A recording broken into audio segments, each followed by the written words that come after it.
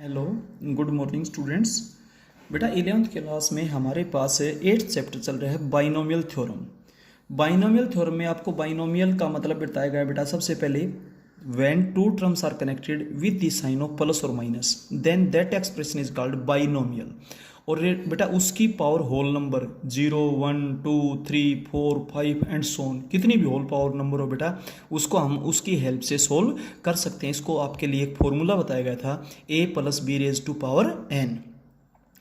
और उस एक्सप्रेशन में बेटा आपसे कोई डायरेक्ट पूछे फिफ्थ टर्म बताओ, सिक्स टर्म बताओ, सेवंथ टर्म बताओ, 10th टर्म बताओ, इस तरीके से तो आपको एक जनरल टर्म बताने का फॉर्मूला भी बताया गया था NCR a raise to power n minus r b raise to power r। तो ये दो बातें आपको याद होनी चाहिए। मैं एक बार फिर से बता देना चाहता हूँ आपको।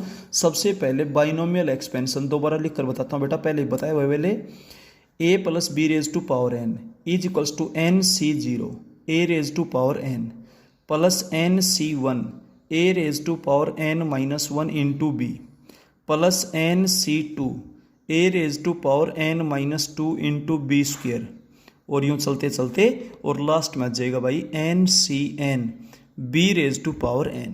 ये आपके पास बाइनोमियल एक्सपेंशन है भाई। क्लियर बेटा? ये आपके पास बाइनोमियल एक्सपेंशन है। इसकी हेल्प से आप किसी भी पावर को सोल्व कर सकते हैं, बट अंदर दो टर्म्स होनी चाहिए प्लस या माइनस में। अगर माइनस है तो आप उसको इसके साथ ले लीजिए साइन के, अपने आप सोल्व हो जाएगा। क्लियर है? इसके बाद बेटा काफ़ी रिजल्ट्स बीच में आ चुके। एक जनरल टर्म का फॉर्मूला और बताया था आपसे। ये बताया गया कि बाइनोमियल एक्सपेंशन में आप r प्लस 1th टर्म को जनरल टर्म लीजिए। क्या हो जाएगा? NCR a raise to power n minus r b raise to power r। ये बेटा फॉर्मूला, इसकी हेल्प से आप कोई भी रिजल्ट बता सकते। ठीक है, तो आपको बाइनोमियल एक्सपेंशन दे रखे है 10 plus 3x raise to power 12। आप इसको कंपेयर करेंगे a plus b raise to power n से। आप इसको कंपेयर करेंगे a plus b raise to power n से। जब आप इससे कंपेयर करेंगे तो a की वैल्यू 10 है, b की वैल्यू 3x है और बेटा n की वैल्यू 12 है। तो जनरल टर्म आपके पास होगी। अब इसने ग्रेटेस्ट टर्म पूछी आपसे, तो सबसे पहले तो मैंने greatest r plus 1th term बताई NCR a raise to power n minus r b raise to power r। a b और n की वैल्यूज पुट कर दी गई। इसके बाद rth टर्म बताता हूं, तो सुनिए जहां पर r है, जब r प्लस 1th टर्म बताई तो आपने यहां पर r लिखा। अब rth टर्म बता रहे तो r माइनस 1 लिखेंगे, यानी कि उससे एक कम लिखेंगे। फिफ्थ टर्म बता रहे हैं तो r की जगह 4 पुट करें। सेवंथ टर्म बता रहे हैं तो r की जगह 6 पुट करें। 10th टर्म बता रहे तो r की जगह 9 पुट करें। ठीक है, तो अब की बार r की जगह r माइनस 1 पुट करें। इसमें ध्यान रखें NCR minus 1 a raise to power n minus r minus 1 bracket में लिखेंगे। क्लियर है? b raise to power r minus 1 12CR minus 1 a raise to power n की वैल्यू कितनी है 12 और ये भी प्लस 1 हो जाएगा 13 माइनस r हो जाएगा और 3x raise to power r minus 1। हम इन दोनों टर्म्स का रेशियो फाइंड आउट करते हैं, r प्लस 1th टर्म का और rth टर्म का। आप जब कैलकुलेशन करेंगे तो यहाँ पे NCR का फॉर्मूला लगाइए। NCR का फॉर्मूला मैं आपके पास यहाँ पर लिख देता हूँ, हालांकि पहले आ भी चुके हैं। NCR का फॉर्मूला होता है भाई n का फैक्टोरियल डिवाइडेड बाई r का factorial into n minus r का फैक्टोरियल। क्लियर है? तो बेटा 12 का फैक्टोरियल डिवाइडेड बाई r का फैक्टोरियल इंटू 12 माइनस r का फैक्टोरियल, और ये टर्म्स बेटा एज इट इज है और डिवाइडेड बाई दिस है तो इसका रेसिप्रोकल हो जाएगा। क्लियर है? यहाँ 10 की पावर 12 माइनस आर, नीचे 13 माइनस आर, नीचे एक पावर ज़्यादा है 3x की पावर नीचे r माइनस 1 ऊपर r, ऊपर एक पावर ज़्यादा तो ऊपर 3x की एक पावर बच जाएगी। ये कैंसिल हो गया। अब r बड़ा है r माइनस 1 से, तो इसको तोड़ेंगे r इंटू आर माइनस 1 का फैक्टोरियल, ये कैंसिल हो जाएगा। और 12 माइनस आर, ये 13 माइनस आर बड़ा है 13 माइनस आर इंटू एक कम का फैक्टोरियल, ये कैंसिल हो जाएंगे।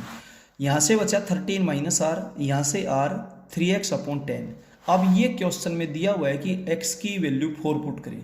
जब आप x की वैल्यू 4 पुट करेंगे तो बेटा आपके पास कैलकुलेशन ये रहेगी। ठीक है, अब ये कहता है ग्रेटेस्ट टर्म बताइए। हमने मान ली कि जनरल टर्म ही ग्रेटेस्ट टर्म है, TR plus 1 is the greatest term.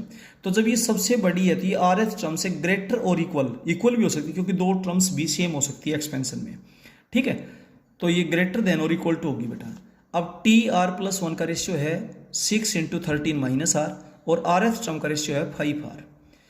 6 को अंदर मल्टीप्लाई करेंगे 78 माइनस 6R ग्रेटर देन और इक्वल टू 5R। आर की टर्म्स आप एक तरफ करें, कॉन्स्टेंट टर्म आप एक तरफ करें। तो मैंने लेफ्ट को राइट में लिख दिया, राइट को लेफ्ट में लिख दिया, साइन चेंज हो जाएगा, लेस था वहाँ ग्रेटर हो जाएगा, ग्रेटर वहाँ लेस हो जाएगा, क्योंकि दोनों पार्ट ही चेंज करती है। 11 से डिवाइड कर देंगे, ये आप जानते हैं जब पॉजिटिव नंबर से डिवाइड करते हैं तो कोई साइन चेंज नहीं होता है। तो 7 and 1/11। अब सुनिए ध्यान से, आर की वैल्यू 7 and 1/11 से या तो लेस या इक्वल। एक बात तो आप जानते हो, आर की वैल्यू एक होल नंबर होनी चाहिए, 0 1 2 3 4 5 6 एंड सो ऑन। तो इससे लेस या इक्वल तो या तो 7 या 6 या 5 या 4 या 3 या 2 या 1 या 0 इस तरीके से आएगा। लेकिन बड़ी से बड़ी कौन सी आई? 7। तो greatest value of r is equal to 7। और आर की वैल्यू जब आप 7 पुट करेंगे तो सबसे बड़ी टर्म कौन सी हो जाएगी आपकी? 8th हो जाएगी। और 8th टर्म फाइंड आउट करने का जो फॉर्मूला होगा, आप यहाँ पर आर की जगह 7 पुट कर देंगे। जब आप यहाँ आर की जगह 7 पुट करेंगे तो 12C7 10 raise to power 12 minus 7 3x raise to power 7 और x की वैल्यू आप कितनी पुट कर देंगे? 4 और कैलकुलेट कर दें। इसके बाद चलते हैं क्वेश्चन नंबर 13 में। देखिए क्वेश्चन नंबर 13 में गिवन एक्सप्रेशन है वो है 1 + x रेज टू पावर 44, जिसको हमने a + b raise to power n में कंसिडर कर लिया। a की वैल्यू 1 है, b की वैल्यू x है और n की वैल्यू 44 है। अब आप जनरल टर्म जब फाइंड आउट करेंगे तो t r plus 1 is equals to n c r a raise to power n minus r b raise to power r, ये जनरल टर्म है। अब क्वेश्चन की एक कंडीशन है कि 21st term and 22nd terms are equal, ये according to question है। Clear है? तो 21st टर्म फाइंड आउट करने के लिए आप आर की जगह 20 पुट कर दें, 22nd टर्म फाइंड आउट करने के लिए आप आर की जगह 21 पुट कर दें। अब ये मल्टीप्लाई था, ये तो इधर डिवीजन में आ जाएगा, ये इधर मल्टीप्लाई था इधर डिवीजन में आ गया। 44C20 NCR का फॉर्मूला लगाएंगे और NCR का जो फॉर्मूला होता है बेटा वो होता है, आप जानते हैं ऑलरेडी, n का फैक्टोरियल डिवाइडेड बाई r का factorial into n minus r का फैक्टोरियल। क्लियर है? अब 44 का फैक्टोरियल, 20 का फैक्टोरियल, 44 माइनस 20 यानी कि 24 का फैक्टोरियल। ये डिवीजन में है तो मल्टीप्लाई में रेसिप्रोकल हो जाएगा। 44 का फैक्टोरियल अपॉन 21 का फैक्टोरियल, 44 माइनस 21 23 का फैक्टोरियल। ये कैंसिल हो गए। इनमें से जो बड़ा है उसको तोड़ दीजिए, 21 बड़ा है, 21 इंटू 20 का फैक्टोरियल। इनमें से ये बड़ा है 24 इंटू 23 का फैक्टोरियल, ये इससे कैंसिल हो गया, इससे कैंसिल हो गया। अब आप इसको 3 से कैंसिल कर सकते हैं, 7/8 ये x की वैल्यू आ जाएगी, यही आपसे पूछा गया था। इसके बाद 14th क्वेश्चन में आपसे क्या दिया हुआ है? 1 + x रेज टू पावर 43, जिसको आप a + b raise to power n से कंपेयर करेंगे। a की वैल्यू 1 है, b की वैल्यू x है और n की वैल्यू 43 है। सबसे पहले आप जनरल टर्म फाइंड आउट करेंगे तो general term r + 1th term होती है NCR a raise to power n minus r b raise to power r। आप अपने क्वेश्चन में a की जगह 1, b की जगह x और n की जगह 43 पुट कर दें। 1 की पावर कुछ 1 ही रहेगा, उसको लिखने की कोई जरूरत नहीं है, ये आपके पास जनरल टर्म होगी। अब एक तो 2r + 1th टर्म, तो r की जगह 2r पुट कर देंगे तो 43C2r x raise to power 2r। एक r + 2th term, r + 2th term बताएंगे तो जहां पर इसमें r है ना वहां पर r + 1 पुट कर देंगे, 40, क्योंकि एक कम पुट किया जाता है। आपको बताया जब 10th टर्म बतानी हो तो r की जगह 9, जब 11th टर्म बतानी तो r की जगह 10, तो एक कम पुट करेंगे। जब आपने r + 2th टर्म बतानी तो एक कम r + 1 पुट करेंगे, 43CR + 1 x raise to power r + 1। और अब ये कहा गया कि इन दोनों टर्म्स के कोफिशिएंट्स बराबर है, इन दोनों टर्म्स के कोफिशिएंट्स बराबर है। ये क्वेश्चन है में दिया हुआ है, coefficient of this term is equals to coefficient of this term. इसका कोफिशिएंट है 43C2r और इसका है 43CR + 1। देखिए ये कंडीशन होती है if NCP is equals to NCQ, तो या तो P और Q बराबर होंगे या P और Q का जो सम है वो N के इक्वल होगा। तो आप NCP is equals to NCQ, either P is equals to Q और P plus Q is equals to N, ये प्रॉपर्टी लगा दी। यहाँ से R की वैल्यू 1 आएगी और यहाँ से R की वैल्यू 14 आएगी, बस R की वैल्यू आपसे पूछी गई थी। अब चलते हैं नेक्स्ट क्वेश्चन में, देखिएगा नेक्स्ट क्वेश्चन क्या है भाई।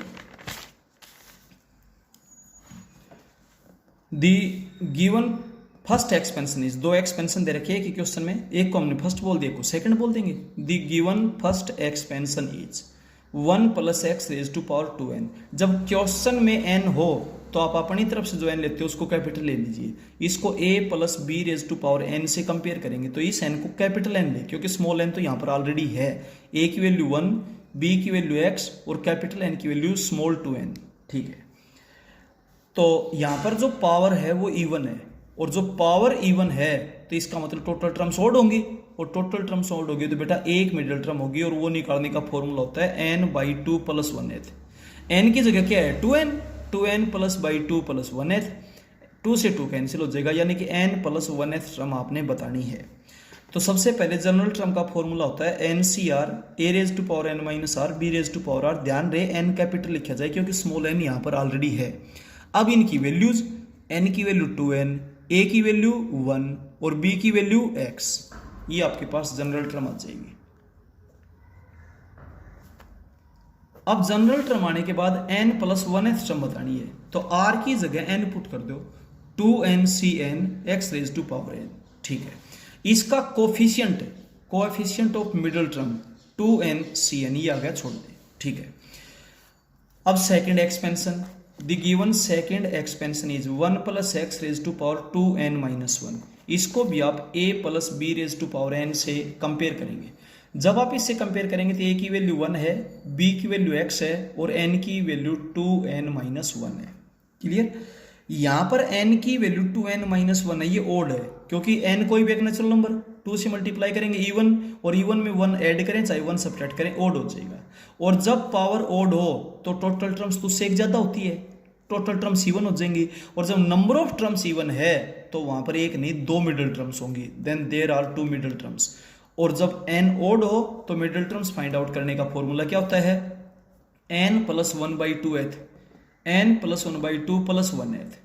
अब n की जगह पे n की वैल्यू पुट कर दीजिए 2n-1, वैल्यू पुट कर दी और कैलकुलेट करेंगे तो एक तो होगी nth टर्म, एक n + 1th टर्म। अब आपने nth टर्म बतानी है तो सबसे पहले जनरल टर्म लिखें, NCR a⁻n−r b⁻r। आप n की, a की और b की वैल्यू पुट कर देंगे, ये आपके पास है जनरल टर्म आ गई भाई, ठीक है। जनरल टर्म आने के बाद आपको एक तो निकालनी है nth टर्म, तो कौन सी भी टर्म बताते हो तो r की वैल्यू से कम पुट करते हैं, 2n-1 Cn-1 x⁻n−1। और एक n + 1th टर्म बतानी तो r की जगह n पुट कर दें, 2n-1 Cn x⁻n। अब इन दोनों के कोफिशिएंट्स को ऐड करना है, और इनके कोफिशिएंट्स को ऐड करने के लिए एक प्रॉपर्टी काफी दिन पहले आपको बताई गई थी, NCR + NCR + 1, यानी कि दोनों जगह यहाँ तो सेम नंबर्स हों और नीचे वालों में एक का डिफरेंस हो और दोनों का ऐड किया जाए, तो ऊपर वाले नंबर को एक बढ़ा दीजिए और नीचे वालों में जो बड़ा है उसको ले लेंगे बेटा। तो n + 1 CR + 1, ये प्रॉपर्टी बताई गई थी आपको 7th चैप्टर में, परमुटेशंस एंड कॉम्बिनेशंस में। तो इस प्रॉपर्टी का जब आप यूज करेंगे तो देखिए यहाँ दोनों जगह सेम नंबर है, नीचे वालों में एक का डिफरेंस है, तो ऊपर वालों में जब 1 ऐड करेंगे तो 2n हो जाएगा, और नीचे वालों में से बड़ा कौन सा n है, 2nCn। अब इन दोनों टर्म्स का सम और इसकी मिडिल टर्म का कोएफिशिएंट बराबर थे, ऐसा ही प्रूव करवाया गया था, n से प्रूव्ड। क्लियर हो गया बेटा, ये आपने प्रूव करना था। इसके बाद चलते हैं क्वेश्चन नंबर 16 में। देखिए क्वेश्चन नंबर 16 में क्या बोलता है, the given expansion is 1 + x⁻10। इसको आप a + b⁻n से कंपेयर करें। आप इसमें जनरल टर्म TR+1 होती है, NCR a⁻n−r b⁻r, a b और n की वैल्यू पुट कर देंगे, ठीक है। सबसे पहले तो 2m + 1th टर्म बताएंगे, तो जहां पर आ रहा है वहां पर 2m पुट कर देंगे, 10c2m x⁻2m। फिर 4m + 5th टर्म बताएंगे, तो जहां पर भी आ रहा है वहां पर 4m + 4 पुट करें, यानी कि से कम, 10c 4m plus 4 x raise to power 4m plus 4। अब क्वेश्चन की कंडीशन क्या बोलती है, देखिए according to question coefficient of this term is equal to coefficient of this term. इन दोनों टर्म्स के कोफिशिएंट्स इक्वल है। आप कोफिशिएंट्स के इक्वल पुट करेंगे तो इसका कोफिशिएंट है 10c 2m और यहां पर है 10c 4m प्लस 4। अब फिर से आप वही रिजल्ट लगाएंगे, NCP is equals to NCQ, either P is equals to Q और P plus Q is equals to N। जब आप इसको सोल्व करेंगे तो M की वैल्यू नेगेटिव आएगी, नेगेटिव वैल्यू नहीं हो सकती क्वेश्चन की कंडीशन के मुताबिक। आप पुट कर लीजिए, टर्म का सीरियल नंबर ही नेगेटिव हो जाएगा और एक टर्म का सीरियल नंबर कभी नेगेटिव नहीं होता है, इसलिए M की वैल्यू 1 पुट करेंगे तो रिजल्ट वही लगाया, NCP is equals to NCQ। This implies that either P is equals to Q और P plus Q is equals to N। इसके बाद चलते हैं क्वेश्चन नंबर 17 में। 17th क्वेश्चन में जो एक्सपेंशन दे रखे हुए है 1 plus x raise to power 2n। इसको आप a plus b raise to power n से कंपेयर करेंगे। a की वैल्यू 1 है, b की वैल्यू x है और n की वैल्यू 2n है। इसमें आप जब जनरल टर्म फाइंड आउट करेंगे तो general term r plus 1th term होती है NCR a raise to power n minus r b raise to power r। ये आपको पता है जब क्वेश्चन में स्मॉल n है तो इसलिए हमने यहाँ पर कैपिटल n ले लिया रिप्रेजेंटेशन के लिए। तो आप इनकी वैल्यू पुट करें, a b और n की, a की वैल्यू 1, b की वैल्यू x और n की वैल्यू 2n पुट कर दिया। पुट करने के बाद एक तो p प्लस 1th टर्म बताइए, तो जो भी टर्म बतानी हो तो r की वैल्यू से कम पुट करेंगे, p पुट कर दें 2ncp x raise to power p।